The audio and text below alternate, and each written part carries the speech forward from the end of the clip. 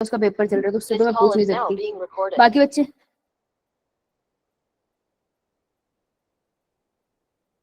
शीतल जब सारा चैप्टर पढ़ लिया था सेल का तो ये क्यों नहीं करके आई फिर?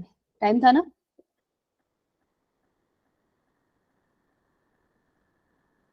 इलेवेंथ की बुक खोलो एनसीईआरटी। हाँ बेटा बोल। मैम कल बताया था मैंने रेड एल्गी, वही था, उसमें भी आया जेलिडियम नाम का कुछ। ग्लेसिरेरिया एंड जेलिडियम। 11th की एनसीईआरटी खोली थी? नहीं, गूगल वो करा है ना? चैप्टर नहीं खोला अभी। गूगल करा है ना? 11th की एनसीईआरटी खोलो, प्लांट किंगडम खोलो सारे। अब ये मत बोलना एनसीईआरटी के बिना बैठे हो, लेके बैठे हो या बिना बैठे हो? हम लेके लेके बैठे हो, अच्छा। लिया। खोलो खोलो 11th की एनसीईआरटी खोलो एंड पेज नंबर, आप एल्गी है ना, एल्गी का पार्ट खोलो और आप पेज नंबर आओ, मेरे पे 26 है, आप पे देखो कौन सा है। आपको वहां पे एल्जीन कैरेजीन लिखा हुआ दिखेगा ऊपर पैराग्राफ में, क्लोरोफाइसी के ऊपर है, मिला? शायद 30 पेज नंबर है आप में से किसी का। कौन सा पेज 31 नंबर? 31, 32, मेरा है 26। देखो वहां पे लिखा हुआ है, अगर आपको मिलता है रेड एल्गी से, कौन सी रेड एल्गी, दो एग्जांपल लिखे हैं, नाम बताओ। Gelidium, gelidium and gracilaria. Gracilaria, right. Underline करो उसको, ये नीट का क्वेश्चन है। पीवीएस में इसलिए पढ़ने हो जाती हूँ, तो मेरे को शौक है तुम्हारे को दो दो बुक्स पढ़वाने का है। कितना तो कर सकते थे ना, 4 नंबर का क्वेश्चन था। इससे आपको अगार मिलता है कॉफी बनाने के, कल्चर मीडियम बैक्टीरिया जिसमें ग्रो करते हैं उसमें ये काम आता है, ठीक है। इट्स ए पॉलीमर, बहुत सारी चेन से मिलके बना हुआ है ये, ठीक है।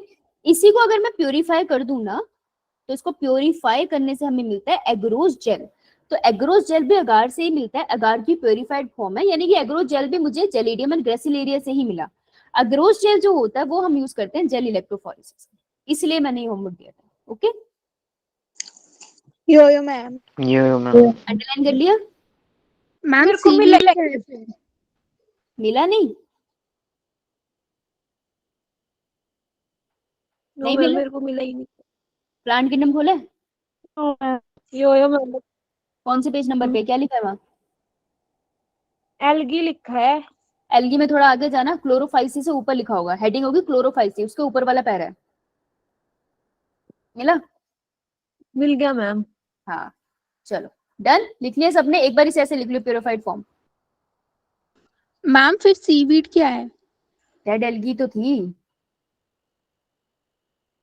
अच्छा, सीवीड को भी रेड एल्गी बोलते हैं। हाँ बेटा, वीडी साइड से तो एक तरह से वीडी तो हो गया वहां के लिए प्लांट, वहां की हर्ब्स शर्ब्स के अंदर तो आ गया ना, वीड्स हो गई ये, ठीक है। Yo ma'am. तो बहुत मासूम क्वेश्चन था, क्वेश्चन जायज था उसका, सही पूछ रही है। एक क्वेश्चन में पीवाईक्यू में सीवीडी लिखा है, which of the following seaweed is used to obtain agarose gel या अगार जेल, ऐसे क्वेश्चन है, वो क्वेश्चन अच्छा था उसका। चलो डन, मिटा दूं? Yes ma'am. नहीं रुको। ये मैम कहाँ रहती है तू, है? नहीं नहीं, ये तो चलो। अब हम लोगों ने आज बायोटेक के आगे जाना है और आज हम वेक्टर्स की बात करेंगे, जो इतने टाइम से वेक्टर्स की हम बात करने से अवॉइड कर रहे थे क्योंकि हम सब कुछ प्रिपेयर कर रहे थे, है ना। हमने सब कुछ प्रिपेयर कर लिया, हमारा जीन ऑफ इंटरेस्ट हमें मिल गया है। अब वेक्टर का काम आएगा, तो आज वेक्टर की बात करेंगे, ठीक है। तो पहले हम बात करेंगे कि वेक्टरलेस कैसे हम ट्रांसपोर्ट करते हैं, फिर हम वेक्टर के बारे में जानेंगे कि क्या होता है वेक्टर। इससे बहुत क्वेश्चन आते हैं। अगर मैं आज की ऑब्जेक्टिव की बात करूँ तो आज का ऑब्जेक्टिव क्या है, हमें कॉन्सेप्ट ऑफ वेक्टर समझना है कि वेक्टर क्या है। कॉन्सेप्ट से ही सिर्फ क्वेश्चंस बनते हैं बहुत सारे। बायोटेक में आराम से मैंने बोला था 6 to 8 क्वेश्चंस आ जाते हैं, राइट। तो ये वेक्टर उसमें one of the most important topic है, एक क्वेश्चन इससे आने के चांसेस काफी ज्यादा है। दूसरा है transfer of gene of interest without vector into the host cell. इस वाले पार्ट से सिर्फ एक क्वेश्चन बनता है, ठीक है। तो इसके अंदर हम जितनी भी टेक्निक पढ़ेंगे उनमें से कोई एक टेक्निक पे क्वेश्चन जनरली आएगा। हाँ, अगर मैच द फॉलोइंग आ जाए तो फिर वो कंपैरिजन हो गया, लेकिन कॉन्सेप्ट ऑफ वेक्टर से ज्यादा क्वेश्चन आते हैं, ठीक है। स्टार्ट करें फिर? ठीक है, तो क्विकली रिवाइज कर लेते हैं, फिर आगे वाला साथ पढ़ेंगे। तो मैं बीच में पूछूंगी, मुझे बता देना। मुझे इतना याद है कि हमें एक सेल मिला था, और इस सेल मैंने मुझे कैसे बना दिया, तो मुझे इतना याद है, मुझे करेक्ट कर देना जहां मैं गलत होंगी, कि मुझे एक सेल मिला था, उसके अंदर मैं उसका डीएनए नहीं बना रही, अच्छा छोड़ो, ये रहा उसका डीएनए, और उसके पास था एक मेरे मतलब का जीन जिससे मैं बुलाती थी गोई, that is gene of interest. मैं इसको बाहर निकालना चाहती थी, तो सबसे पहला स्टेप में क्या करूंगी? Ma'am tube cell wall break करेंगे। हाँ, ब्रेक सेल। पूरे सेल को तोड़ डाला। पूरे सेल को जब मैंने तोड़ा तो जो टेस्ट ट्यूब थी उसके अंदर जो मेरा सेल था सारा टूट गया। बस मेरे को डीएनए नहीं डालना है ताकि डीएनए ना टूटे। ध्यान से सुनते जाना, कहीं पे नहीं समझ आए मुझे वहीं टोक देना, ठीक है? मैं चाहती हूँ ये ऊपर की तरफ बैठे और डिब्रीज नीचे की तरफ चली जाए। तो मैं इसके अंदर क्या ऐड करूँ ये प्रोसेस हो जाए? इथेनॉल। Chilled ethanol. इथेनॉल नहीं लिखना है, समझ आई? सच में चिल्ड होती है वो, एकदम ठंडी ठंडी दारू डाल दूंगी तो मेरा डीएनए ऊपर फ्लोट करने लग जाएगा। अब मैं डीएनए को बाहर निकालना चाहती हूँ, तो एक्सट्रैक्शन ऑफ डीएनए के प्रोसेस को मैं क्या बुलाऊंगी इस मीडियम से? स्पूलिंग। स्पूलिंग। स्पूलिंग करके मैंने अपना डीएनए पूरा बाहर निकाल दिया। लेकिन एक और दिक्कत है मेरे साथ, कि डीएनए के साथ जीन ऑफ इंटरेस्ट लगा है, मेरे को ये अलग करना है, मेरे को बस यही चाहिए। तो जीन ऑफ इंटरेस्ट को बाहर काट के निकालना है, तो मैं इसको किससे ट्रीट करूंगी? एंडोन्यूक्लियस से। बेटा रिस्ट्रिक्शन एंजाइम। Restriction enzyme. हाँ, और रिस्ट्रिक्शन एंजाइम में भी मैं स्पेसिफिकली कौन सा यूज करूंगी? एंडोन्यूक्लियस। हाँ, यस। तो एनसीईआरटी बार बार एंडोन्यूक्लियस बोलती है, लेकिन बीच में एनसीईआरटी में एक जगह पे रिस्ट्रिक्शन एंजाइम लिखा हुआ है, तो ध्यान से पढ़ना जब भी ये वर्ड पढ़ो। मैंने ये कर लिया। अब मेरे को मिल गया मेरा जीन ऑफ इंटरेस्ट, वही मिल गया मुझे अलग से है। लेकिन मेरा प्यारा गोई तो अकेला है। एक का मैं क्या करूंगी? अच्छा सॉरी, गोई तो मिला, उसके बाद मुझे डीएनए की भी तो डिफरेंट फ्रेगमेंट्स मिल गए। अब मुझे इन फ्रेगमेंट्स को साइज के अकॉर्डिंग अलग करना है, तो कौन से प्रोसेस में डालना? Gel electrophoresis. Gel electrophoresis. Gel electrophoresis डालूंगी तो छोटे वाले डीएनए के फ्रेगमेंट्स मुझे कहाँ मिलेंगे? कैथोड या एनोड? एनोड। एनोड। ठीक है, मुझे यहाँ से गोई दिख गया मेरा, तो गोई को मुझे उखाड़ के निकालना है। Process would be evolution. Very good, शाबाश। इल्यूशन करके मैंने जीन ऑफ इंटरेस्ट निकाल लिया, लेकिन गोई तो एक है, मेरे को बहुत सारे एक्सपेरिमेंट के लिए चाहिए, तो बहुत सारी कॉपी बनाने के लिए amplification of gene of interest process is known as PCR. Multiple copy मुझे जीन ऑफ इंटरेस्ट की मिल गई। अब मैं चाहती हूँ मेरा gene of interest that is GOI चला जाए एक होस्ट सेल के अंदर और वहां जाके ये प्रोटीन की सिंथेसिस करे, क्योंकि ये जीन मेरे किसी काम का नहीं है अगर ये प्रोटीन नहीं बना रहा। तो प्रोटीन ही तो बनाना है ना मुझे एंड में, राइट? तो मैं चाहती हूँ कि किसी सेल में जाए और वहां प्रोटीन बनाए, तो उस सेल को मैं क्या बुलाऊंगी जिसमें मैं डालूंगी इसे? Host cell. अब या तो मैं इसको डायरेक्टली भेज सकती हूँ, इसके अंदर कुछ प्रोसेसेस है, और दूसरा तरीका क्या था कि मैं इसे किस में लगा दूं? वेक्टर के साथ चिपका दूं और फिर इसको ट्रांसपोर्ट करा दूं, ऐसे ही था ना? तो तुमको याद तो है ये, गुड। फ्लो चार्ट बना लिया? अब हम करेंगे डायरेक्ट वाला मेथड, ओके?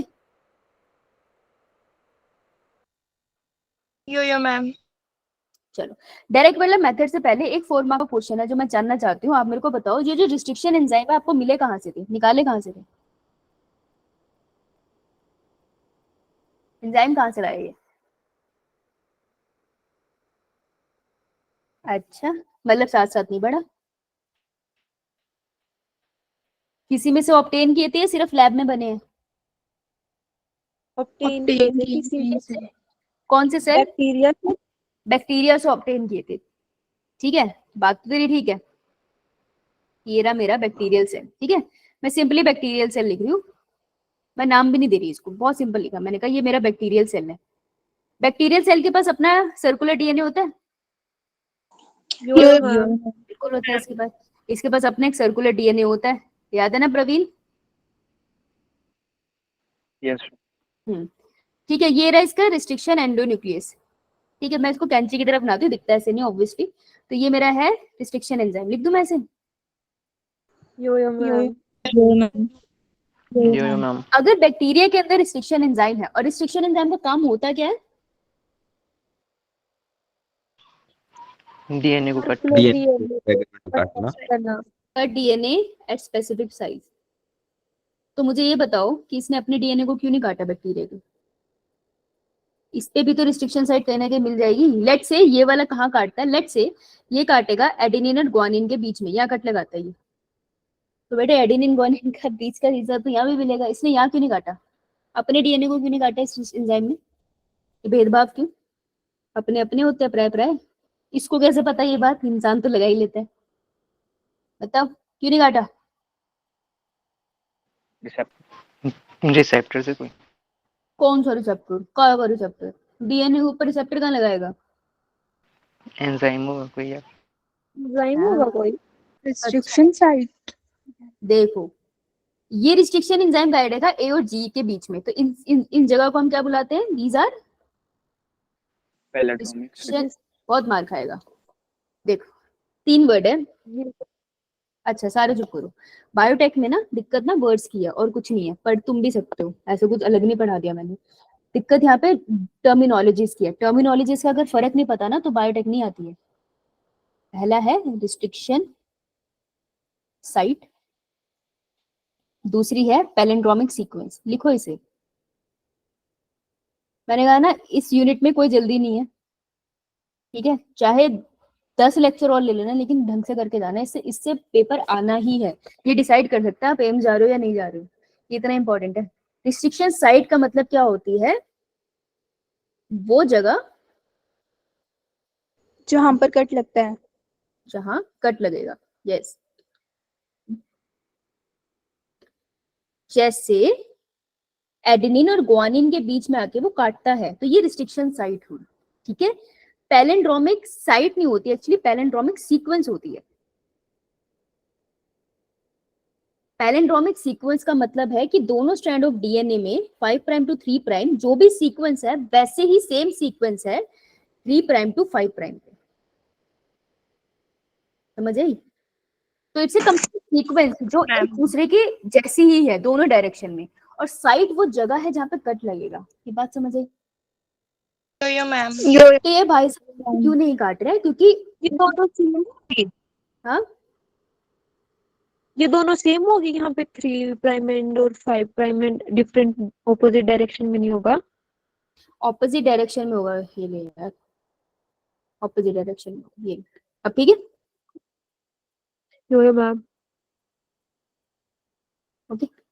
अब ये क्यों नहीं काट रहा? क्योंकि बैक्टीरिया के अंदर एक और एंजाइम था जिसने डीएनए को प्रोटेक्ट करके नाम रखा है, इसका नाम है मिथाइलेज।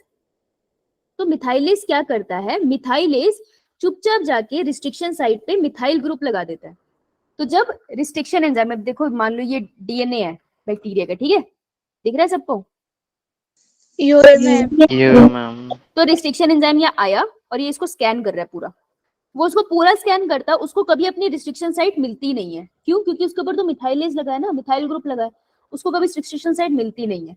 तो इसीलिए रिस्ट्रिक्शन एंजाइम कभी खुद के डीएनए को नहीं काट पाता, क्योंकि उसको कभी साइट ही नहीं मिलती। समझ आया? यो यो मैम। मिथाइल ग्रुप का सिंबल क्या होता है? आर। अच्छा ये देख कितना चला गया। आर ही लिख दो। आर नहीं, CH4। CH3 या CH4? CH3। 3। CH3 ग्रुप लगा दिया, ठीक है? क्लियर है सबको? यो मैम। Yo ma'am. तो नीट आपसे क्वेश्चन क्या पूछता है? देखो क्वेश्चन ही आता है, आ चुका है। That restriction endonuclease inside bacteria prevent the viral DNA growth। तो बेसिकली बैक्टीरिया के अंदर रिस्ट्रिक्शन एंडोन्यूक्लियस कभी आया क्यों था? वो इसलिए आया था कि मान लो कोई वायरस का जेनेटिक मटेरियल अंदर आता है ना, तो ये एंडोन्यूक्लियस उस वायरस की जेनेटिक मटेरियल को काटता था। It's basically provide immunity to the bacteria, ठीक है? तो ये काम होता है बैक्टीरिया के अंदर रिस्ट्रिक्शन एंडोन्यूक्लियस का। अब क्वेश्चन ये है कि restriction endonuclease does not attack its own DNA. वो कभी अपने डीएनए को अटैक नहीं करता। क्यों? क्योंकि मिथाइलेज एंजाइम जो है, वेरी इंपॉर्टेंट, मिथाइलेज एंजाइम जो है वो ऐड कर देता है मिथाइल ग्रुप सारी रिस्ट्रिक्शन साइट्स पे। सारी लिखनी है, ऑल याद रखना, ठीक है? सो रिकॉग्निशन साइट कभी वो पहचान ही नहीं पाता रिस्ट्रिक्शन एंजाइम, इसी वजह से वो कभी कट नहीं कर पाता। क्लियर है? ये बहुत इंपॉर्टेंट है, 4 मार्क का क्वेश्चन है इस पे। अच्छा अब सबसे पहले रिस्ट्रिक्शन एंजाइम कौन सा डिस्कवर हुआ था? एक्सोन्यूक्लियस। बहुत मार खाएगी अब। रिस्ट्रिक्शन एंडोन्यूक्लियस से सबसे पहले कौन सा डिस्कवर हुआ था? हिंदी 2। हिंदी 2 नहीं है, हिंद हिंद 2 है। हिंदी नहीं, आई नहीं लगा उसके आगे। और कुछ भी मत बोल के आओ, क्योंकि नीट में ऑप्शन में मिल जाएगा तो उसको हिंदी 2 भी। उनको पता है बच्चे कहाँ पे जर्नल मिस्टेक करते हैं। ये बहुत स्पेसिफिक चैप्टर है, टेक्निकली गलत मत करा ना। तुम्हें ऑप्शन अगला बता कौन सा देंगे? वो हिंद 3। ऑप्शन में एक्चुअल में, मैं मजाक नहीं कर रही, उठा के देख लेना बुक, हिंद 3 और दूसरा ऑप्शन आ जाएगा हिंद 1। ये तीनों एग्जिस्ट करते हैं नेचर में, लेकिन सबसे पहले सेकंड वाला डिस्कवर हुआ था। सो बी वेरी स्पेसिफिक, समझ आया? यो मैम। सो इसकी ना 6 बेस पेयर की सीक्वेंस है जिसको ये आइडेंटिफाई करता है। वो 6 बेस पेयर की सीक्वेंस आप कल लिखे आओगे।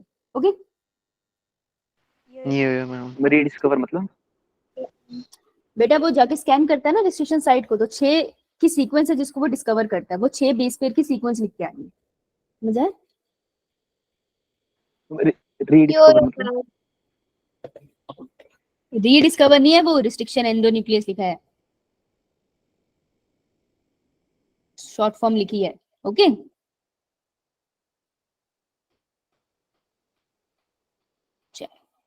रीडिस्कवर नहीं है, वो डिस्कवर है सर। नाउ आइए अब हम करते हैं कि जो हमारा जीन ऑफ इंटरेस्ट है उसको होस्ट में डालते हैं बिना किसी वेक्टर के, तो वेक्टरलेस ट्रांसपोर्ट है। ठीक है, अब देखो फॉर एग्जांपल जो मेरा होस्ट सेल है, हम जनरली लेते हैं वो बैक्टीरिया, तो बैक्टीरिया के पास सेल वॉल होती है? नो। ओ ma'am. Ma'am.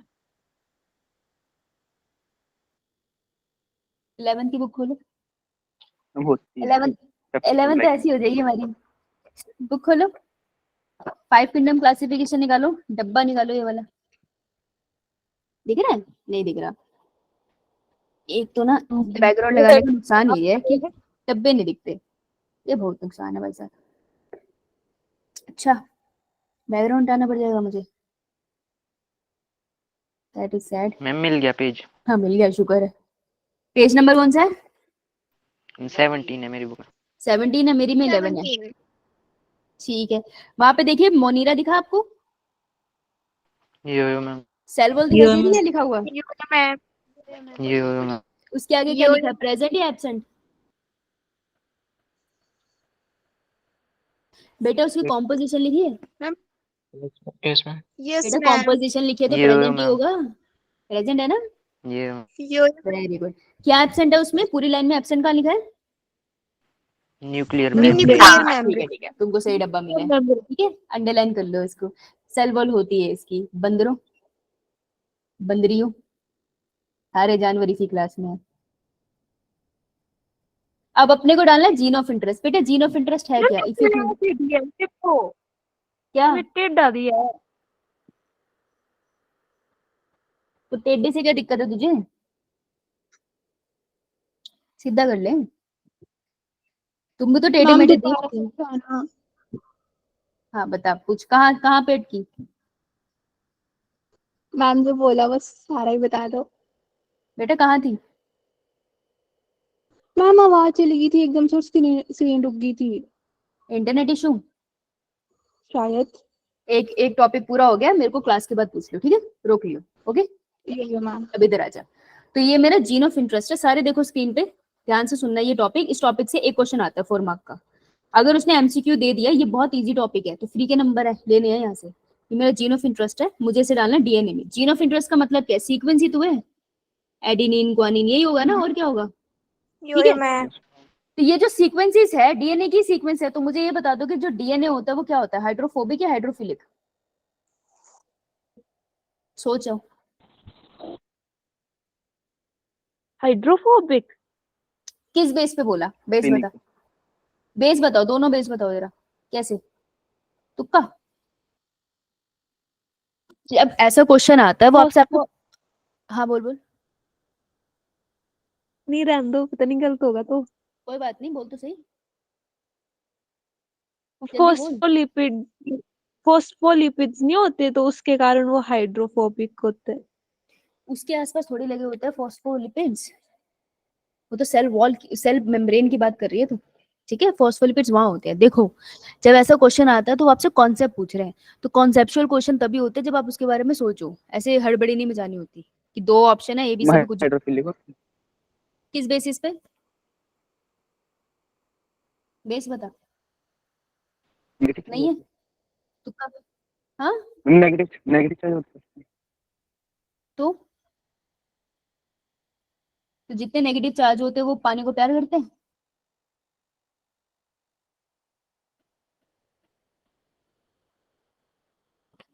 Charge molecule water की तरफ अट्रैक्ट करते हैं। बात वो गलत नहीं बोल रहा, बात वो सही बोल रहा है। एक और रीजन है इसका कि देखो जो आपको डीएनए मिलता है वो कहाँ मिलता है, ये अगर सेल है तो सेल के अंदर आपको न्यूक्लियस में डीएनए जनरली मिलता है ना, और अगर न्यूक्लियस के बाहर भी पड़ा है तो भी। अब सेल जो होता है उसके अंदर आपको मिलता है साइटोप्लाज्म, मिलता है ना। हाँ, मेजर कंपोनेंट वाटर ही तो होता है। और न्यूक्लियस के अंदर आपको मिलता है न्यूक्लियोप्लाज्म, बेटा वो भी तो मेजर कंपोनेंट वाटर ही होता है। अब या तो वो न्यूक्लियस के अंदर पड़ा है और प्रोकैरियोटिक सेल में वो सिर्फ सेल के अंदर ही पड़ा है ना, उसमें न्यूक्लियस नहीं होता। इन एनी केस वो पानी के अंदर पड़ा है ना, तो सर्वाइव कर रहा है, तो डीएनए होगा कैसा? पानी से डरने वाला है, उसे प्यार करने वाला? प्यार करने प्यार- वाला, प्यार फिलिक। करने हाँ, yes, it would be hydrophilic. समझ आया? ऐसे सोचना है, समझे? एक बार फिर से बता दो। बेटा वो साइटोप्लाज्म में होता है प्रोकैरियोटिक सेल डीएनए, या फिर वो न्यूक्लियस के न्यूक्लियोप्लाज्म में होता है। वो वाटर वाले मीडियम है ना, तो वाटर वाले मीडियम में आराम से ले लेता है, इसलिए it is hydrophilic. Yo ma'am. DNA में चार्ज होता है नेगेटिव, इसको हम साथ में लिख लेंगे। इतना क्लियर है सबको? तो यो जो भी हाइड्रोफिलिक चीज होती है ये ना, मैम आपने बना लिया डायग्राम साइड में।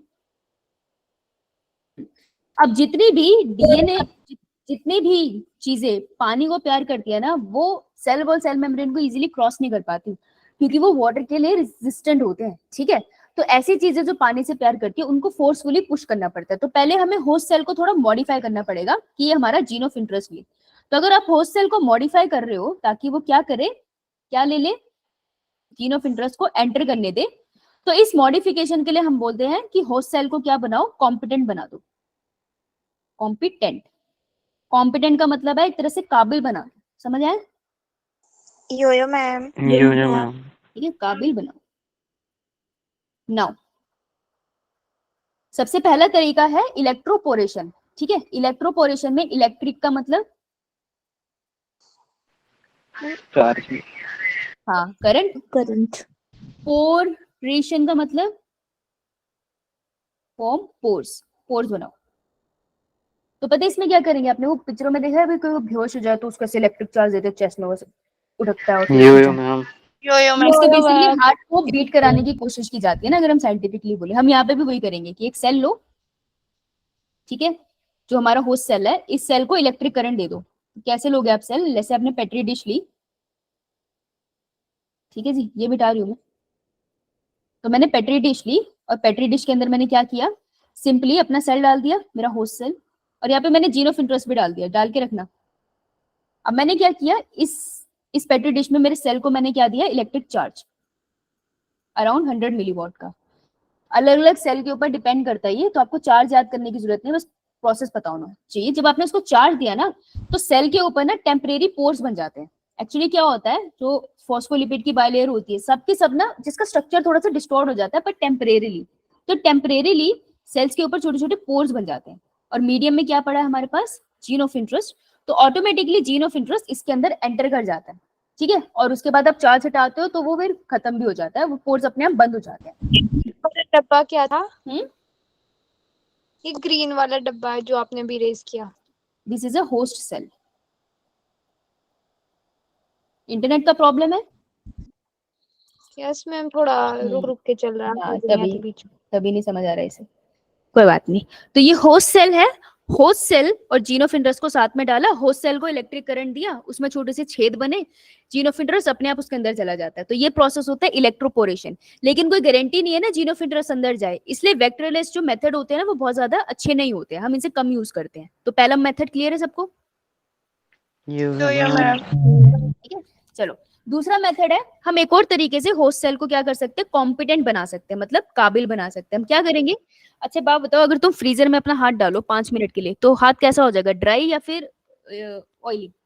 1 मिनट अभी ड्राई हो गया ड्राई कैसा हो जाएगा यस मैम ऑयल। बेटा? फ्रीजर में हाथ डालना है, खींचा खींचा सा नहीं हो जाएगा? Yes ma'am. अब हाथ बाहर निकालो और सीधा सूरज के नीचे लग दे, बाहर बहुत तेज धूप आई हुई है, तो हाथ एकदम से कैसा फील होगा तुझे? ड्राई। वाटर वाटर ऑयली नहीं हो जाएगा? What? धीरे से वो रिलीज होने लग जाएगा और आपका हाथ एकदम ऑयली ऑयली हो जाएगा। नहीं है तो कभी ट्राई करके देखना। इसलिए आपने कभी सुना Yeah. नहीं, हाँ कभी देखा नहीं है कि गर्मी होती है तो आपको पसीना आता है, क्यों? आपके पोर्स खुल जाते हैं ना उनसे, और जब ठंडी होती है तो स्किन स्ट्रेच हो जाती है, टाइट सी हो जाती है क्योंकि पोर्स बंद हो जाते हैं। हम सेल के साथ भी वही घिनौना खेल खेलेंगे, ठीक है। हम क्या करेंगे, पहले हम मीडियम में रखेंगे भाई सब कुछ। देखो एक मीडियम में रखेंगे हम सब कुछ। अब हमने रखा इसमें सेल, सेल में पहले डाल दी बहुत सारी आइस, आइस के आसपास रख दिया, सेल कर दिया ठंडा, ठीक है। अब सडनली उठा के उसको हीट में डाल दो, कितना हीट में, लगभग 42 डिग्री सेल्सियस। तो एकदम से गर्म कर दिया ना आपने, तो आपने उसको शॉक दे दिया, शॉक दिया ना आपने उसको, सडनली गर्म कर दिया और सडनली ठंडा, तो इसे हम कहते हैं हीट शॉक। जैसे आपने उसको हीट शॉक दिया ना, तो उसके ना सरफेस के ऊपर पोर्स बन जाते हैं छोटे छोटे, और आपने मीडियम में जीन ऑफ इंटरेस्ट तो डाल ही रखा है, तो जीन ऑफ इंटरेस्ट पोर के थ्रू अंडर कर जाएगा। फिर आप उसको सडनली फिर से आइस में रखो ताकि पोर्स बंद हो जाए। तो ये प्रोसेस करने के लिए भी हमें एक आयन की जरूरत होती है जिसे हम कहते हैं कैल्शियम आयन। तो करना कुछ नहीं है, सेल के साथ घिनौना खेल खेलना है। पहले उसको ठंडा ठंडा कर दो, फिर उसको सडनली हीट शॉक दो। देखो ऊपर इलेक्ट्रिक शॉक दिया था, यहाँ पे आपने हीट शॉक दिया, यहाँ टेम्परेचर बढ़ाया, ऊपर इलेक्ट्रिसिटी था, ये डिफरेंस है इसका। और फिर आप उसको फिर से आइस रखो। जब आप उसको हीट में डालोगे ना, उस टाइम पे उसके अंदर जीन ऑफ इंटरेस्ट एंटर कर जाएगा मोस्ट प्रोबेबली। पर बहुत अच्छी टेक्निक ये भी नहीं होती। और इन सब प्रोसेस में आपको याद से कैल्शियम आयन डालना है, Ca2 पॉजिटिव, 2 पॉजिटिव आयन है, इसलिए हम कभी एक बार वर्ड यूज करते हैं कि इस प्रोसेस में आपको बाइवेलेंट आयन डालना होता है। बाइवेलेंट आयन पोर्स फॉर्मेशन में मदद करता है, ठीक है। डिटेल में नहीं जाना है, इसकी डिटेल नॉलेज इनको भी नहीं है एक्चुअली, पर ये प्रोसेस ऐसे होता है। समझ आया? चल अब प्रवीण पूछ, ये मैम बोल बेटा। मैं ये बताना कि आपने मॉडिफाई क्यों किया हॉस्टल? हॉस्टल इसलिए मॉडिफाई किया कि सिंपल तरीके से उसमें जा नहीं रहा था ना, मैंने कंटेनर में जीन ऑफ इंटरेस्ट डाला, हॉस्टल वो ले ही नहीं रहा था जीन ऑफ इंटरेस्ट को, इसलिए मैं उसके साथ छेड़छाड़ कर रही हूँ। ओके बोलो शीतल। मैम जो कंपोनेंट कंपिटेंट होस्ट है ना, तो इसके नीचे आपने क्या लिखा है? काबिल, काबिल बनाया। कॉम्पिटेंट का मतलब होता है काबिल कर दिया हमने उसे। मम्मी स्लाइड से क्वेश्चन कैसे आएंगे? इससे एक क्वेश्चन आ रखा है, ये जो नीचे वाला मेथड है कि ड्यूरिंग, ये पूरा प्रोसेस लिखा था उन्होंने कि cell is treated with ice then heat then ice, so what is required for this process. तो बाइवेलेंट आयन की जरूरत होती है, कैल्शियम आयन की, ये कैल्शियम सॉल्ट की, ये पूछा था क्वेश्चन। मैम लिख लिया सबने? यो थर्ड 2 प्रोसेस हो रहा है खत्म। इसमें सबसे ज्यादा क्वेश्चन आता है प्रवीण, वो ना जीन गन से आता है। अब मेरे को बात बता कि अगर एक इंसान है, मैं उसको गन से उड़ा दूं, मेरे पे केस हो जाएगा? शायद ये मैम मैम हो बिल्कुल कितना कितना पॉजिटिव इंसान है, मेरे से कितना प्यार करता है, कहता नहीं मैडम शायद ही होगा, आपको पक्का नहीं होगा है। और बेटा अगर मैं किसी पेड़ को उड़ा दूं, पेड़ के किसी पत्ते को उड़ा दूं, लगता है केस होगा? जरा भी नहीं। पेड़ उड़ा होगा, पत्ते को नहीं होगा। नहीं होगा ना, राइट। तो याद रखना, gene guns is a technique gene of interest को अंदर डालने के लिए, ये यूज होती है प्लांट सेल में। ये क्वेश्चन आया था कि जीन गन कहाँ यूज होती है, जीन गन पे बहुत क्वेश्चन मिल जाएंगे आपको। और माइक्रो इंजेक्शन, अब इंजेक्शन अपना सुई किसको लगाते हैं? एनिमल को। तो एनिमल सेल में अगर मुझे जीन ऑफ इंटरेस्ट डालना है तो माइक्रो इंजेक्शन, प्लांट सेल में अगर जीन ऑफ इंटरेस्ट डालना है तो मैं गन से यूज करूंगी। गन को ही बायोलिस्टिक भी कहते हैं। क्लियर? ठीक है, तो मेरे को फटाफट अपने हाथ खड़े करके बताओ ICSI क्या था? हाँ हर्ष। Intracytoplasmic sperm injection. और इसमें होता क्या था? स्पर्म्स को सीधा हम ओवा के अंदर, एग के अंदर मतलब डालते थे। एग्जैक्टली वही चीज हम यहाँ करेंगे। एनिमल सेल लिया, ये मेरा होस्ट सेल है, दिख रहा है आपको? ये मेरा होस्ट सेल है ग्रीन कलर से शुरू, ये वाला सेल है मेरा। अब मैंने इसको एक तरफ से होल्ड कर लिया, छोटी सी पिपेट से ना माइक्रोस्कोप के अंदर प्रोसेस हो रहा है ना ये, तो मैंने इसको होल्ड कर लिया पोजीशन पे। और दूसरी तरफ मैंने इंजेक्शन में सॉल्यूशन के साथ जीन ऑफ इंटरेस्ट को भरा और सीधा होस्ट सेल के अंदर मैंने जीन ऑफ इंटरेस्ट को इंट्रोड्यूस कर दिया। These are known as micro injection. बहुत टेक्निकल प्रोसेस होता है, बहुत सारे स्टेप आते हैं इसमें, पर वो यहाँ मेंशन नहीं है। आपको बस इतना याद रखना है कि माइक्रो इंजेक्शन में आप सीधा होस्ट सेल के अंदर जीन ऑफ इंटरेस्ट को इंजेक्शन के थ्रू डाल देते हो। क्लियर? हाँ पूछो। डाउट के लिए हाथ खड़ा करा है, वैसे हाथ खड़ा करा है? आंसर के लिए आंसर देने के लिए। अच्छा ओके, कर दम लीजिए। ठीक है, प्लांट सेल में क्या करते हैं, देखो हमें बंदूक लेते हैं, बंदूक में डलती क्या है? हम गोली बुलेट ये वाली गोलियां स्पेशल है, ठीक है, बहुत ही छोटी गोलियां हैं, ऐसे नहीं होंगी, बहुत टेक्निकल तरीके से काम होगा इस पे माइक्रोस्कोपिक लेवल पे। तो ये जो गोलियां है ये है सोने की और टंगस्टन की, जाके बेचने मत लग जाना, बहुत कम सोना है ये। तो गोल्ड की गोलियां ली और उसके आसपास मैंने जीन ऑफ इंटरेस्ट को लगा दिया। बायोटेक बहुत टेक्निकल प्रोसेस होता है, आप कुछ भी कर सकते हो। आप सोचो किसी सेल से डीएनए निकाल सकते हो तो आप उसके साथ क्या क्या कर सकते हो। It's a very promising field. अगर आप किसी भी मेट्रोपॉलिटन स्टेट्स में जाओगे, जैसे मुंबई या दिल्ली वगैरह होगा ना, वहाँ पे इसके बहुत अच्छे आपको रिसर्च फील्ड्स मिल जाएंगी, बहुत अच्छे से एक्सप्लोर होता है वहाँ। एनीवेज, सो आप अपनी ये जो गोल्ड और टंगस्टन की बुलेट है, इसके ऊपर आप जीन ऑफ इंटरेस्ट को रैप कर दो।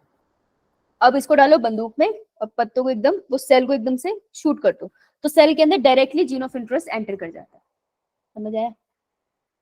ये गन का साइज बड़ा होता है? मम्मी 3 के और बाद आप repeat करना। दोबारा से हाँ बोल बोल। मैम जो ये गन है इसका साइज बड़ा होता है कि छोटा होता गन है? का साइज बड़ा होता है। गन तो इतनी बड़ी होती है, जो बुलेट होती है इसके अंदर माइक्रोस्कोपिक लेवल की होती है। हम दूर से नहीं करते, जैसे अगर सेल है ना तो सेल के बिल्कुल पास जाके उसको फायर किया जाता है, बहुत टेक्निकली, पर गन बड़ी होती है ना, ताकि एंगल सही से बन पाए। तो बेटा जो बुलेट है ना, बुलेट गोल्ड की है, उसके आसपास मैंने इतना जीन ऑफ इंटरेस्ट लगा दिया, फिर इस बुलेट को गन में भरा और उसको होस्ट सेल में डाल दिया। तो मैम उसके जो सेल डाले तो वो इसके जो गोल्ड और टंगस्टन है ऐसे डैमेज नहीं हो जाएंगे? नहीं डैमेज होता है, इसलिए गोल्ड और टंगस्टन को यूज किया है। वो रिएक्ट नहीं करता सेल के अंदर जाके, तो बच जाते हैं। मैम ठीक है, क्लियर है? क्वेश्चन यही आता मैम है इंजेक्शन क्यों नहीं यूज करते इसमें? बेटा। जीन गन कंपैरेटिवली ज्यादा इजी प्रोसेस है ना, जीन गन वाला एक बार में काफी सारी बुलेट शूट कर सकता है। माइक्रो इंजेक्शन के लिए काफी लेबर एक्सटेंसिव प्रोसेस है, इसलिए वो ज्यादा एनिमल better सेल है। में भी यूज कर सकते हैं ना फिर गन तो। एनिमल सेल्स के अंदर एक्चुअली, एनिमल सेल्स में जो हमारे थोड़े ज्यादा एडवांस सेल्स आ जाते हैं, तो उनमें हम ज्यादा टेक्निकल वर्क लगाना चाहते हैं। ऐसा जरूरी नहीं होता ना मैंने जीन गन से डाला वो सही लोकेशन पे चला गया, लेकिन माइक्रो इंजेक्शन से मैं ज्यादा रेगुलेट कर सकती हूँ मेरी चीजें सही से गई है या नहीं। तो इसलिए एनिमल सेल्स पे हम जब भी कोई वर्क करते हो तो ज्यादा टेक्निकलिटी से करते हो, उसका सेल ज्यादा कॉम्प्लिकेटेड होता है। ये मैम पर ये भी सक्सेस रेट इनका बहुत अच्छा नहीं है। ऐसा नहीं है कि जीन गन कहीं पे एनिमल सेल पे यूज नहीं हुआ होगा, एनिमल सेल पे भी यूज हुआ होगा। मैंने सबसे पहले वीडियो इसकी जो देखी थी, उसमें एक आदमी अपने हाथ पे चला के बताता है भाई कि जीन गन यूज हो रही है। सो कहीं ना कहीं यूज भी हुआ होगा। आपको नीट के पर्सपेक्टिव से याद रखना, माइक्रो इंजेक्शन एनिमल सेल में और जीन गन प्लांट सेल में। एक्सेप्शंस आर ऑलवेज देयर, आपके लेवल पे इतनी पढ़ाई नहीं जाती, समझिए।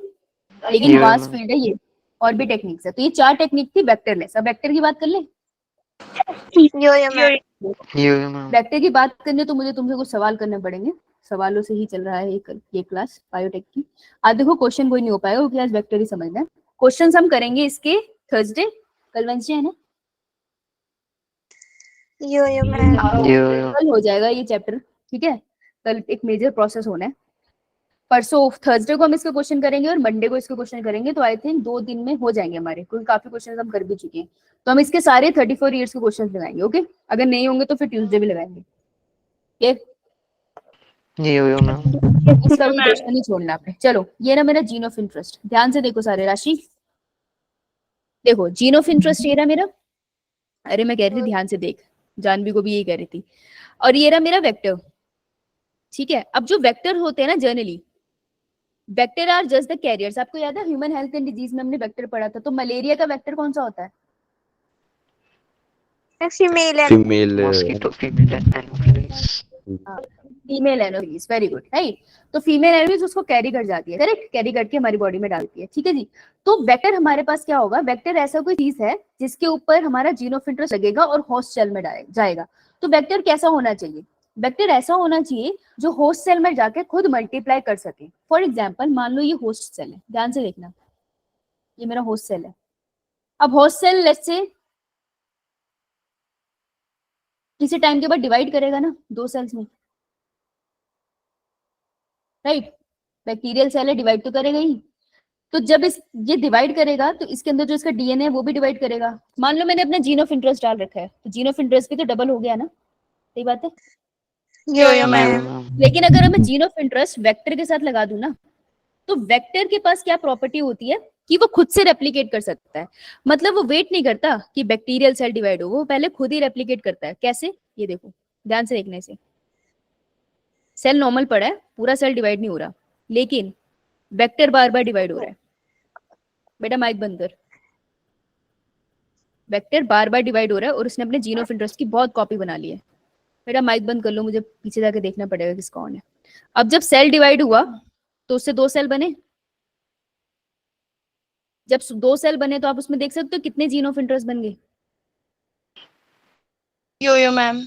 ज्यादा बन गए ना। मल्टीपल। यो मैम। हाँ, तो हमें कैसा वेक्टर चाहिए, हमें ऐसा वेक्टर चाहिए जो खुद से रेप्लिकेट कर सकता हो, राइट। यो मैम। Right ma'am. ठीक है, इसे हटा रही हूँ मैं, इसकी जरूरत नहीं है। अब देखो, अब हम लिखते हैं वेक्टर के फीचर।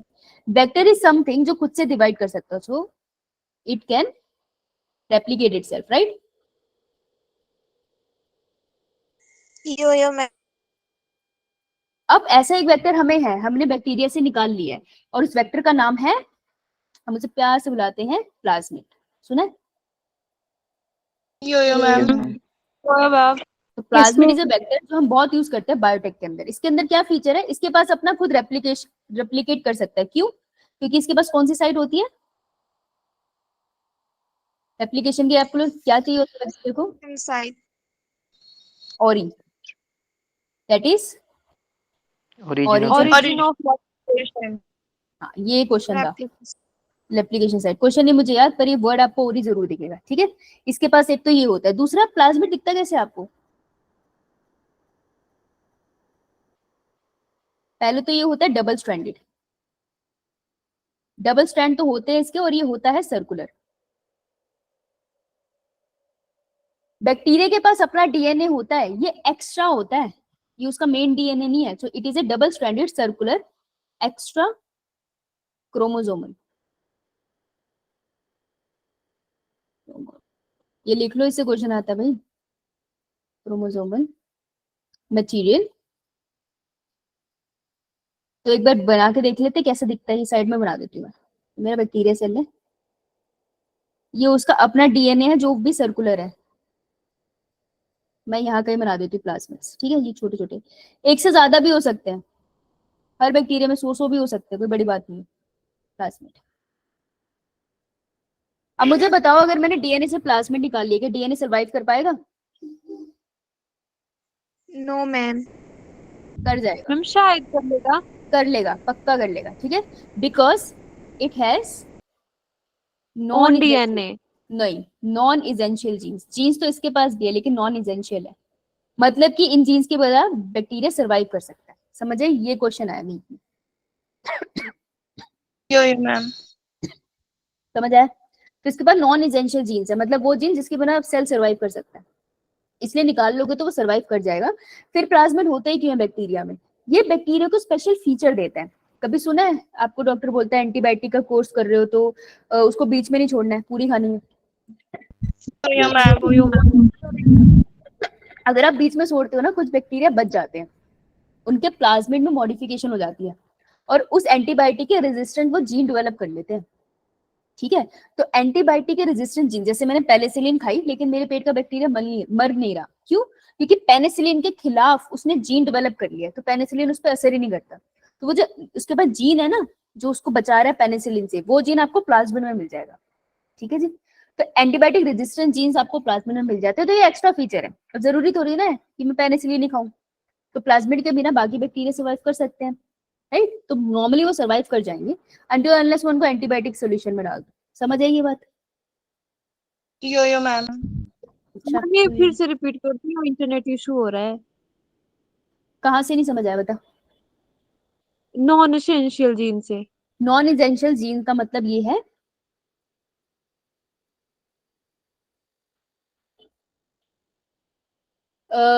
तुम्हारे शीतल ना, यो मैम।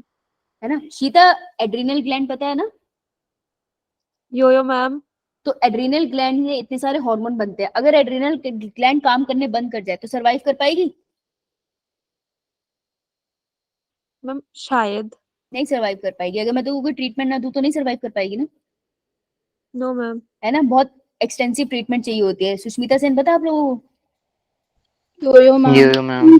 आज गूगल करके मैम। पढ़ना, आज गूगल करके पढ़ना उसको, उनको कौन सी हेल्थ कंडीशन है, ठीक है। You will get to know something very interesting. तो पता होना चाहिए भाई, मिस यूनिवर्स रही है इंडिया की पहली। सो एड्रेनल ग्लैंड के बिना आप सर्वाइव नहीं कर पाओगे। लेकिन शीतल, अगर मान ले मिलेनिन बनाने वाले स्किन के सेल्स जो है तेरे, मिलेनिन बनाने वाले सेल्स काम नहीं कर रहे, तो क्या सर्वाइव कर जाएगी अगर मैं ट्रीटमेंट ना भी दूं तो? यो अगर तेरी मैम स्किन शायद कर लूंगी।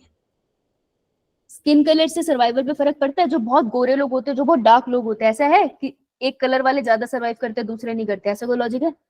No, ma'am. नहीं ना? Yes yes. So adrenal gland की फंक्शनिंग वाले जितने भी स्ट्रक्चर है वो इंपॉर्टेंट है, वो इसेंशियल है। स्किन को कलर देने वाले जो सेल्स है वो इतने इसेंशियल नहीं है, ठीक है? तो वैसे ही प्लाज्मिड वो छोटी छोटी सीक्वेंसेस है जिसके पास नॉन इसेंशियल जीन है, ठीक है? तो प्लाज्मिड के बिना बैक्टीरिया सर्वाइव कर सकता है, लेकिन अपने डीएनए के बिना नहीं कर पाएगा। समझ आया? यो मैम। Ma'am. चलो आओ भाई आगे चले। अब देखो ma'am. प्लाज्मिड हमने बैक्टीरिया से निकाला, लेकिन हमने उसके साथ और भी खेल किया, हमने उसको और भी चेंज करा, ठीक है? तो पहला सबसे पहला प्लाज्मिड जो लेबोरेटरी में बनाया, ऐसे हमने खुद से नहीं बनाया, हमने क्या किया, दो बैक्टीरिया लिए थे, उनके मटेरियल को तोड़ तोड़ के एक प्लाज्मिड लेबोरेटरी में बनाया था। तो नीट का क्वेश्चन है कि फर्स्ट आर्टिफिशियल प्लाज्मिड जो लेबोरेटरी में बना था वो कौन था? तो आंसर इज PBr 322, जिसमें P होता है स्मॉल। क्लियर? याद रखना है ये बहुत इंपॉर्टेंट है, इससे क्वेश्चन आएगा। पीबीआर पे बहुत क्वेश्चन बनता है, उसके स्ट्रक्चर पे, वो डेवलप कब हुआ था इस पे, उसके स्ट्रक्चर पे बहुत क्वेश्चंस आते हैं, ठीक है? अब पीबीआर में इसकी नेमिंग आ जाती है कि पी स्टैंड्स फॉर प्लाज्मिड, ये बताते हैं कि ये प्लाज्मिड और कुछ नहीं। BR stand for Bolivar and Rodriguez, इन्होंने डिस्कवर किया था ये प्लाज्मिड, बेसिकली इन्होंने लेबोरेटरी में बनाया था।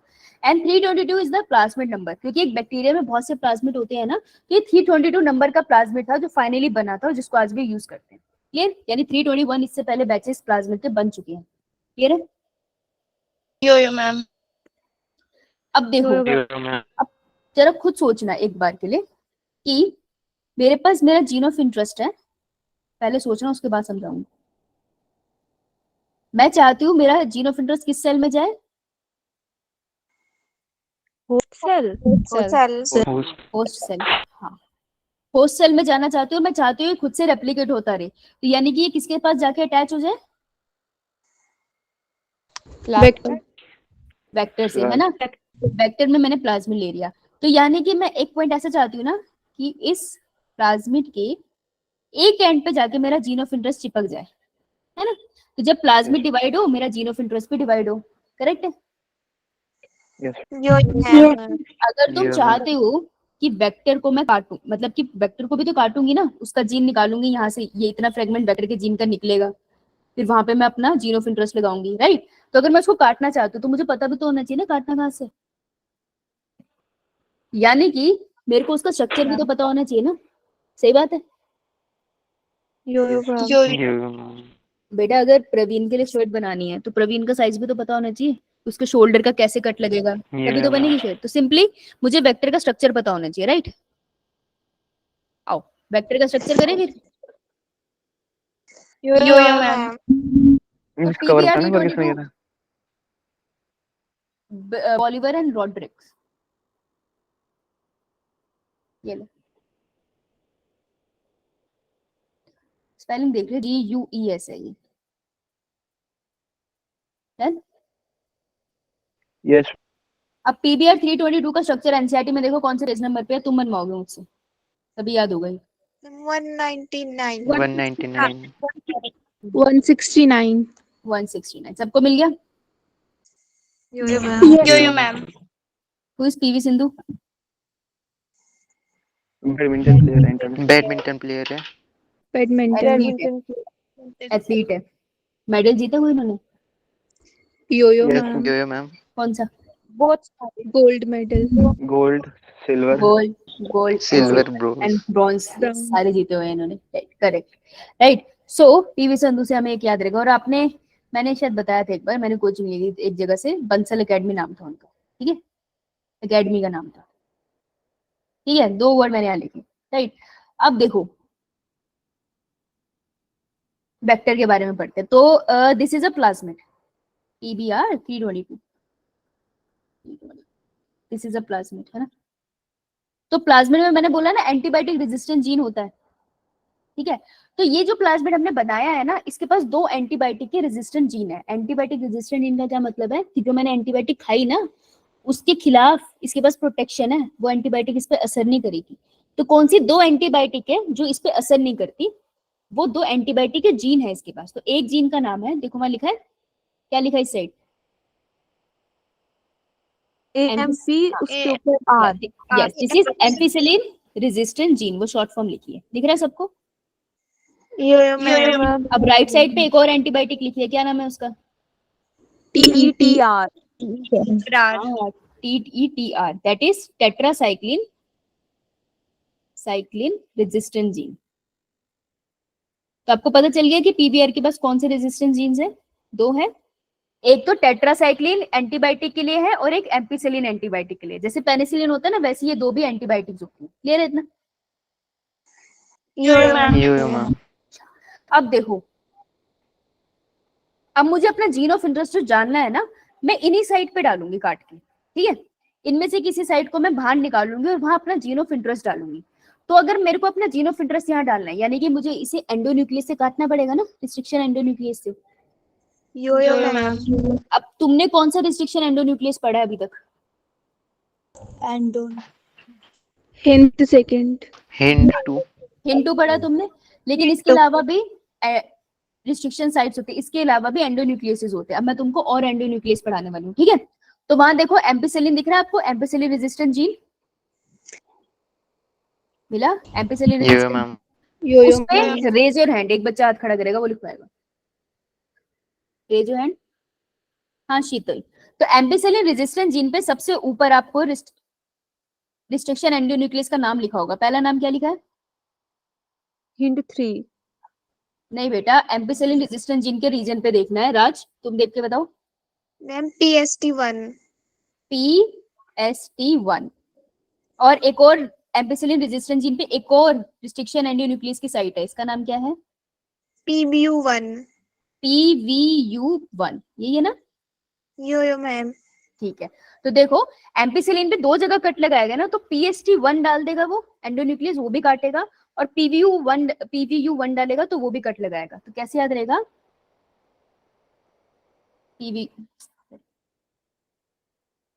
PVU पहले है और PST बाद में है।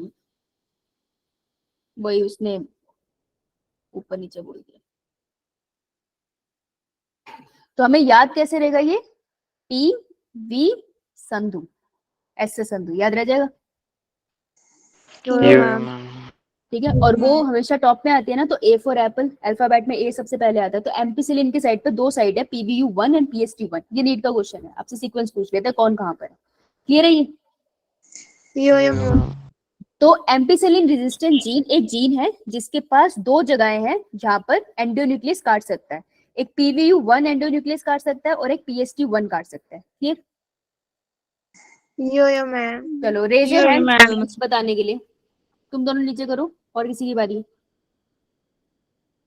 एनसीईआरटी देख के ही बताना है, हाथ खड़े करो भाई। हाँ हर्ष, टेट्रासाइक्लिन रेजिस्टेंट जीन की तरफ मेरे को सीक्वेंस बता बेटा। रिस्ट्रिक्शन साइट नीचे से कि ऊपर से? ऊपर से। MBAMH1 है फर्स्ट ऊपर। BAM बाम H1 और दूसरा SAL1 साल 1। ठीक है, तो ये मुझे कैसे याद रह जाएगा? टेट्रासाइक्लिन की तरफ मेरे को मिलेगी BAS, बंसल से BAS याद रह जाएगा। हो जाएगा? यो मैम। यो ठीक है जी। तो ये दो साइड्स है जहां पे आगे कट लग सकता है। अब ध्यान से देखना, पीछे आ रही हूँ मैं। देखो वेक्टर क्या होता है बायोटेक में? वेक्टर का मतलब क्या है? जिसके अंदर हम जीन ऑफ इंटरेस्ट डाले और वो रेप्लिकेट कर सके। हाँ, और हम होस्ट के अंदर जीन ऑफ इंटरेस्ट को इंट्रोड्यूस करा पाए, राइट? तो वेक्टर वो चीज है, a substance through which gene of interest enter into host cell. सही बात है? Yo ma'am. वेक्टर एक टर्म क्लियर है तुमको, मैंने तुम्हें 3 टर्म क्लियर करानी है, फिर लेक्चर खत्म। ठीक है जी, सेकंड टर्म पे आते हैं। अब ऊपर देखो सारे उसी डायग्राम में, तुमको यहाँ पे एक रीजन दिखेगा, छोटा सा जीन का फ्रेगमेंट है। देखो जीन ही तो है ना सारे, ATGC सब लगे हैं। तो छोटा सा जीन का फ्रेगमेंट है। इस जीन के फ्रेगमेंट में आपको क्या मिलेगा? इस जीन के फ्रेगमेंट में आपको बहुत सारे रिस्ट्रिक्शन साइट्स मिल रहे होंगे, है ना? यहाँ पे बहुत सारी कैंचियां चल सकती है। दिख रहा है आपको बहुत सारे नाम वहाँ पे? यो मैम। Yo ma'am. है ना? तो हम इसको कैसे याद रखेंगे? पहले करो क्लैप। करा? यो ये मैम और उसके बाद अरे नलायक को हाथों से करना है क्लैप, और उसके बाद जय हिंद। क्लैप और हिंद याद रहेगा?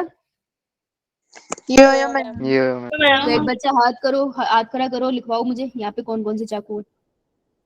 हरीश, हरीश बताएगा। गुड बेटा, पहला बता बेटा। ECO इको RL R1, 1 है वो बेटा, L नहीं है। 1 हाँ, इको R1 पहला कैंची है। दूसरी कैंची बता बेटा। CLA 1 CLA 1, ठीक है। 1 क्लैव 1, और तीसरी हिंद 3 हिंद 3। याद रखना 3 है, यहाँ 2 मत लिखा ना, जो सबसे पहले डिस्कवर हुआ था। तो देखो क्लैप और हिंद याद रह जाएगा, क्लैप और हिंद। यो मैम मैम इको आर कर लेना यार, एनसीईआरटी में बहुत बार लिखा है। तो देखो एक छोटे से डीएनए के फ्रेगमेंट में तुमको 3 कैंची है, बहुत सारी कैंची एक साथ मिल रही है ना, रिस्ट्रिक्शन एंजाइम मिल रहे हैं।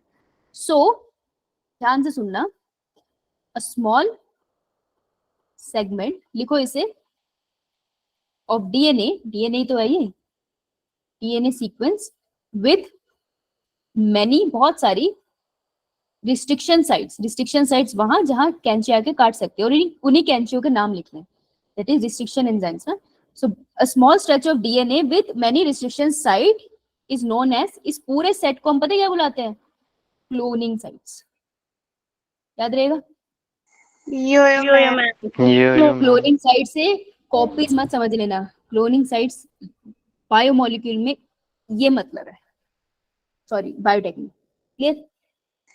यो अब बस तीसरी टर्म रहती है समझने के लिए। उससे पहले देखो ओरिजिन ऑफ रेप्लिकेशन तो हो गई, और ही तो चाहिए भाई हमें। इसके अलावा आपको रोप मिल रहा है कहीं? आरोपी यो मैम ये ना मदद कर देता है, आगे लिखा हुआ है, डोंट वरी, थ्योरी सारी लिखी है, ये मदद कर देता है रेप्लिकेशन में। और यहाँ पर आपको एक और रिस्ट्रिक्शन एंजाइम दिख रहा होगा, क्या नाम है? PVU सेकंड हाँ, नीट का क्वेश्चन पता है कहाँ से आया था, जिसमें कंफ्यूजन होगी कि PVU 1 है टेट्रास एम्पिसिलिन रेजिस्टेंट जीन में, या PVU सेकंड है। तो याद रखना यहाँ पर 1 है, यहाँ पे जितने भी लिखे हैं ना मैंने एंटीबायोटिक के साथ वाले, यहाँ पे सब पे 1 है, ठीक है। नीचे है PVU 2, ये गलत मत करना, लोकेशन पूछेंगे आपसे वो नीट में। क्लियर? यो मैम ये सिर्फ लिखने से आती है, ये ऐसे नहीं आती है, तो करके आना। और दूसरी कंफ्यूजन होती है बाम 3 में, बाम 3 है यहाँ पे, 2 नहीं है, क्योंकि हम 2 पढ़ते हैं तो हम कंफ्यूज हो जाते हैं। दोनों कंफ्यूजन क्लियर? अब मैं 3 केसेस बता रही हूँ तुम्हें, ध्यान से सुनना, ठीक है। कल इसके ऊपर हम प्रोसेस करेंगे, जब मैं चिपकाऊंगी ना वो तब समझ आएगा, जब तुम्हें ये समझ आया। 3 केसेस है, मैंने बैक्टीरिया डाला इसमें, ध्यान से देखना सारे। 3 नहीं 2 करूंगी, इतना टाइम है नहीं। बैक्टीरिया डाला, बैक्टीरिया का अपना डीएनए पड़ा, मैं सिर्फ प्लाज्मिड दिखाना चाहती हूँ। इसमें ये प्लाज्मिड है, ये इसका चलो डीएनए बना लेते हैं। ध्यान से सब देखना, ये मैंने प्लाज्मिड डाला, इसमें भी प्लाज्मिड डाला, डबल स्ट्रैंडेड है, डबल स्ट्रैंडेड बनाया। इस वाले प्लाज्मिड में जीन है एम्पिसिलिन रेजिस्टेंट, कि एम्पिसिलिन इस पे काम नहीं करेगा। इस वाले प्लाज्मिड में जीन है टेट्रासाइक्लिन रेजिस्टेंट, ठीक है। अब मुझे बताओ ये ए वाला कंटेनर है, बी वाला है? मेरे को चैट बॉक्स में करना प्लीज। हाँ, तो केस 1 है आपके पास कि मैंने ए एंड बी में डाल दिया है एम्पिसिलिन, ठीक है। अगर मैंने दोनों में एम्पिसिलिन डाला है तो कौन सा बैक्टीरिया बचेगा? ए वाला सरवाइव करेगा या बी वाला सरवाइव करेगा? एनसीईआरटी उसमें चैट में बताओ।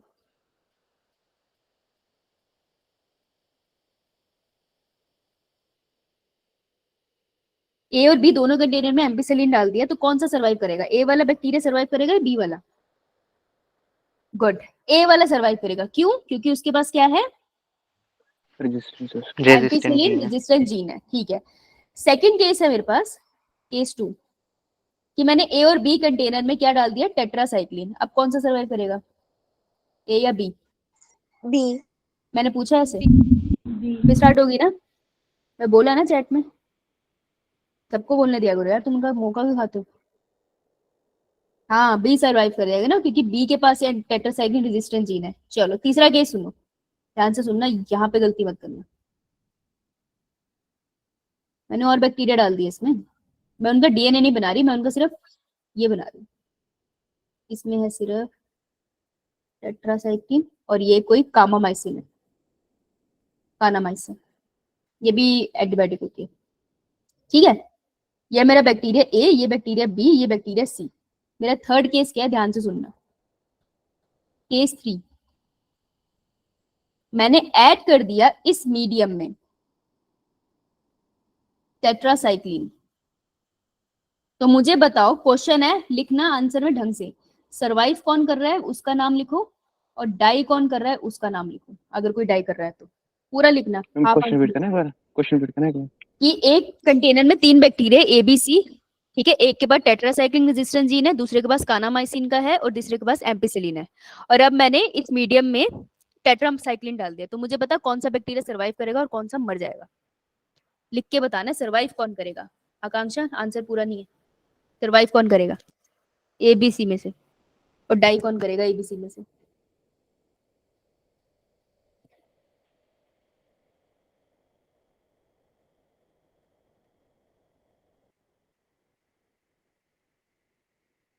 Okay Harish, that doesn't sound right. Numbering गलत लिख दी मैंने। ओहो, वो सरवाइव करेगा जिसके पास टेट्रासाइक्लिन रेजिस्टेंट जीन है ना, और बाकी वाले मर जाएंगे। सही बात है। A will survive, C and B will die, right.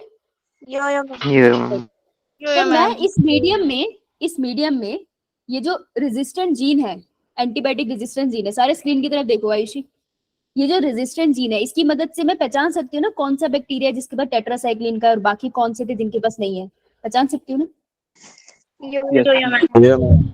तो एंटीबायोटिक रेजिस्टेंट जीन ने आपको आइडेंटिफिकेशन में मदद कर दी ना। मैम। इसी को हम बोलते हैं सिलेक्टेबल मार्कर्स। तो सिलेक्टेबल मार्कर्स क्या है, they are sequence of DNA, ठीक है, या stretch of DNA, stretch of DNA on plasmid, plasmid में मिलेगी आपको, that provide special feature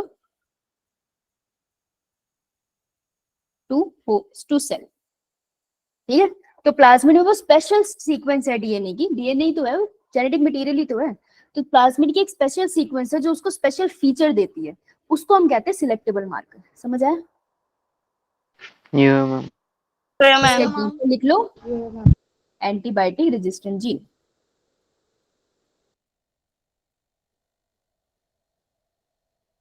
okay जी, done. Yo-yo ma'am. Sorry, 2 minute मैंने ऊपर ले लिए तुम्हारे, पर ये लिख लो सीक्वेंस। ये डेफिनेशन अपनी नॉलेज के लिए लिखो, दूसरी वाली तो लिखी हुई है एनसीईआरटी में भी। डन। इससे क्वेश्चन कैसे आएगा? इससे क्वेश्चन ऐसे नहीं आएगा, इससे क्वेश्चन आएगा ये एम्पिसिलिन रेजिस्टेंट जीन में कौन से सीक्वेंसेस प्रेजेंट है, क्लोनिंग साइट का मतलब क्या होता है, HIN3 कहाँ प्रेजेंट है, पीबीआर का स्ट्रक्चर लेबल होने के लिए भी आता है, ओरी क्या काम करता है, रोप क्या काम करता है, PBU2 कहाँ मिलता है तुझे, सीधे स्ट्रक्चर पे क्वेश्चन है इसके। ये तो मैंने समझाने के लिए बताया। तो मैंने तुम्हें 3 टर्म बताया, vector, selectable marker and cloning sites. Clear है ना सबको? मैम। Ma'am. कोई डाउट नहीं है तो आप जा सकते हो। शुरू रुक जाओ, देखो जो पूछ